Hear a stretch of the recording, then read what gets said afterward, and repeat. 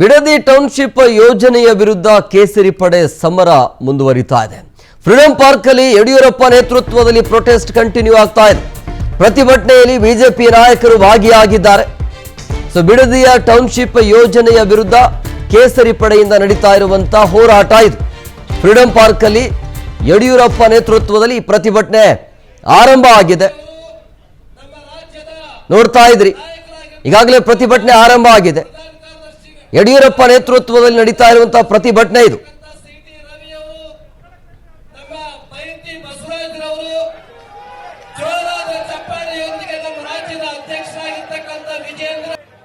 ನಮ್ಮ ಅನೇಕ ಜನ ಶಾಸಕರು ಬಂದಿದ್ದಾರೆ. ನಮ್ಮ ಬೀದರ್ನಿಂದ ಶೈಲೇಂದ್ರ ಎಂಪಿ, ರಾಜ್ಯಸಭಾ ಶೆಟ್ಟರು ಅಷ್ಟೇ ಬಂದಾಗ ಇದನ್ನ ಯಾವುದೇ ಅಕ್ವಿಜೇಷನ್ಗೆ ನೋಟಿಸ್ ಅನ್ನ ಸರ್ವ್ ಮಾಡಲಿಲ್ಲ. ಯಡಿಯೂರಪ್ಪನವರು ಇದ್ದಾಗ ರೈತರು ಬಂದು ಕೇಳಿದ್ರು, ಈ ಬಿಡದಿ ಪ್ರಾಜೆಕ್ಟ್ ಬೇಡ ಸರ್ ಅಂತ, ನಾ ಮಾಡಲ್ಲ ಅಂತ ಹೇಳಿದ್ರು. ಇವತ್ತು ಡಿ ಕೆ ಶಿವಕುಮಾರ್ ಕೇಳ್ತಾ ಇದ್ದಾರೆ, ಅಶೋಕ್ ಅವರೇ ನೀವು ಕಂದಾಯ ಸಚಿವರಾಗಿದ್ದೀರಿ, ನೀವು ಸೈನ್ ಹಾಕಿಲ್ವ ಅಂತಾರೆ. ನಾನು ಯಾವುದಕ್ಕನ ಸೈನ್ ಹಾಕಿದ್ರೆ ತೋರಿಸಿ, ನೀವು ನಾನು ಯಾವುದನ್ನ ಬಿಡದಿ ಪ್ರಾಜೆಕ್ಟ್ಗೆ ಅಕ್ವಿಜೇಷನ್ಗೆ ಸೈನ್ ಹಾಕಿದ್ದೀನ ತೋರಿಸಿ, ಪ್ರೊಸೀಡಿಂಗ್ಸ್ಗೆ ಸೈನ್ ಹಾಕಿದ್ದೀನ ತೋರಿಸಿ. ಇದರಲ್ಲಿ ಬಿಜೆಪಿ ಪಾತ್ರ ಎಳ್ಳಷ್ಟು ಇಲ್ಲ. ಅದಕ್ಕೋಸ್ಕರ ನಾವು ಧೈರ್ಯದಿಂದ ಬಿಡದಿ ರೈತರ ಪರವಾಗಿ ಹೋರಾಟಕ್ಕೆ ನಾವು ಇಳಿದಿದ್ದೀರಿ. ಸನ್ಮಾನ್ಯ ಕುಮಾರಸ್ವಾಮಿ ಅವರು ಅಷ್ಟೇ, ಅವರು ಅಕ್ವಿಜೇಷನ್ ಮಾಡಿಲ್ಲ, ಪ್ರೊಸೀಡಿಂಗ್ಸ್ ಅಷ್ಟೇ ಮಾಡಿದ್ದವರು.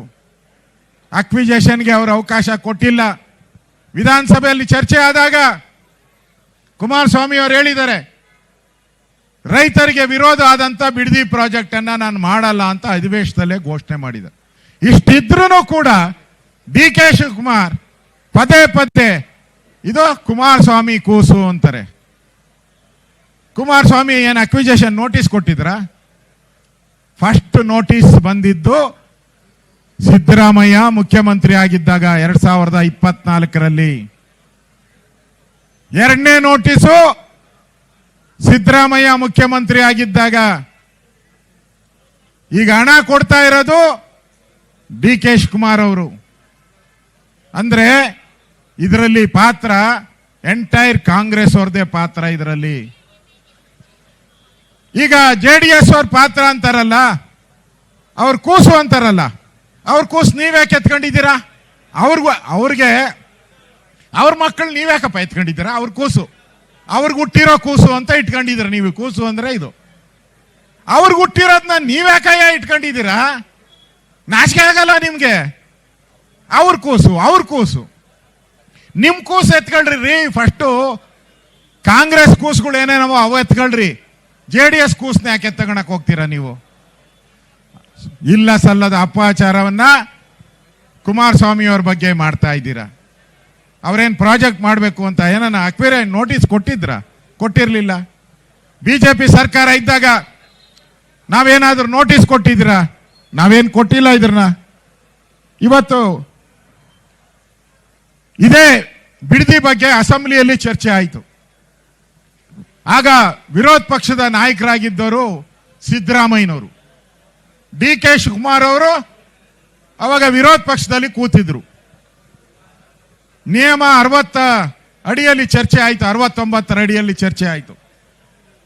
ಆಗ ಇದೇ ಸಿದ್ದರಾಮಯ್ಯ, ಇದೇ ಡಿ ಕೆ ಶಿವಕುಮಾರ್ ಏನ್ ಮಾತಾಡಿದರೆ ಗೊತ್ತಾ? ಇಲ್ಲಿ ದಾಖಲೆ. ಇವಾಗ ಬಾಯ್ ಬಡ್ಕಂತಾರಲ್ಲ, ಬಿಡದಿ ಮಾಡೇ ಮಾಡ್ತೀರಿ, ಯಾವುದೇ ಕಾರಣಕ್ಕೂ ಬಿಡದಿನ ಬಿಡಲ್ಲ ಅಂತ ಡಿ ಕೆ ಶಿವಕುಮಾರ್ ಹೇಳ್ತಾರಲ್ಲ, ಸಿದ್ದರಾಮಯ್ಯ ಹೇಳ್ತಾರಲ್ಲ, ಅವತ್ತು ಏನ್ ಮಾತಾಡಿದ್ದಾರೆ? ಇವತ್ತು ಎರಡನೇದು, ರೈತರು ನಿರ್ಗತಿಕರಾಗುತ್ತಾರೆ. ನಾವು ರೈತರನ್ನು ನಿರ್ಗತಿಕರಾಗಿ ಮಾಡಬಾರದು, ರೈತರ ಪರವಾಗಿ ನಿಲ್ಲಬೇಕು ಎನ್ನುತ್ತಕ್ಕದ್ದು ಇದು ಫರ್ಟಿಲರ್ ಲ್ಯಾಂಡ್, ತರಕಾರಿ ಬೆಳೆಯುವಂಥದ್ದು, ಹೈನುಗಾರಿಕೆ ಮಾಡುವಂಥದ್ದು, ಭತ್ತ ಬೆಳೆಯುವಂತಕ್ಕದ್ದು, ನೀರಾವರಿ ಪ್ರದೇಶ, ಪಂಪ್ ಸೆಟ್ಗಳಿದೆ, ಸಣ್ಣ ರೈತರು